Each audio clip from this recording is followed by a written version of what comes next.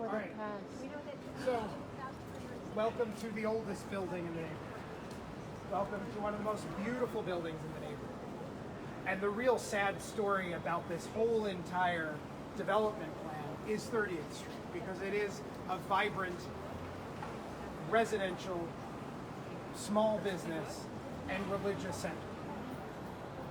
I'm going to highlight this building because it's the oldest. It's 1872 was when it was completed. Brief history lesson. The reason why this block has the character that it does. When the Pennsylvania Railroad came in the early 1900s to build Pennsylvania Railroad stations, they basically took 31st, 32nd, 33rd, and basically plowed that neighborhood down. It's called the Tenderloin.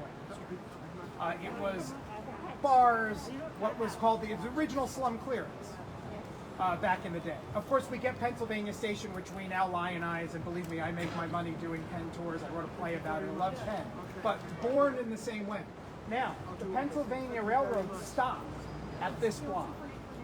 So this block is a piece of history frozen in time.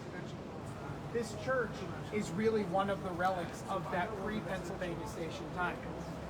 So, the spire itself was completed in 1780, I believe it was 82, a little bit later than the church. Gorgeous. Inside there is stained glass from Benoit Gilmode, I believe, which will have to be removed because it's art if they tear down this church. There is a shrine to Padre Pio right there. A Jesuit hero. I used to work for the Jesuits for a while.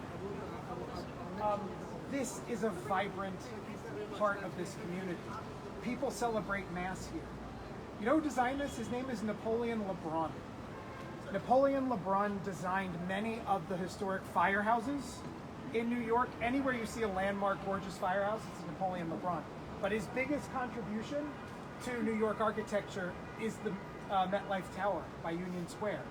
One of the most famous buildings of the time. Guess where he cut his teeth? On this building first.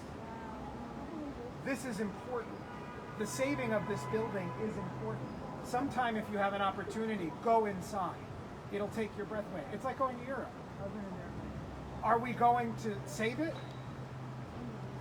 They don't want to. They think it's worth tearing up so we can build 8 new tracks. So, say again? So The Archdiocese. Here's the problem. I used to work for the Diocese of New York. I used to work for the Capuchins, by the way, who own the St. John's, the brutalist building on the other side. Yeah. The diocese will go where they get the most money. The diocese, they don't want to lose their church, but if they get paid well, they'll lose their church. That's an unofficial statement. Don't quote me on that, but I've worked with them.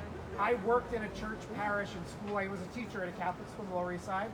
They sold that place in a hot second and closed the church down because they got money.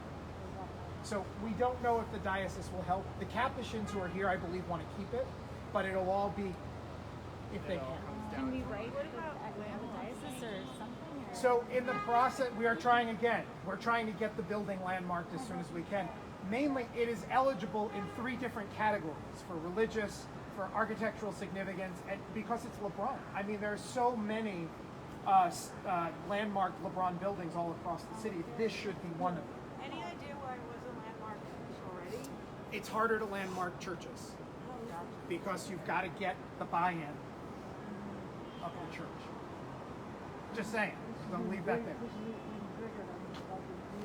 Yeah, the Padre Pio thing is significant. I don't know if you guys know your Catholic history. He was a Jesuit martyr who was revered by many people in the Church of South America. And so the fact that it is, somebody is ashing a cigarette on you, Sorry. so let's move. I just saw a little cherry on there. Ashing out of the building. So maybe they want me to shut up. That's significant. A shrine to what they want to be a saint is significant. All right, let's move.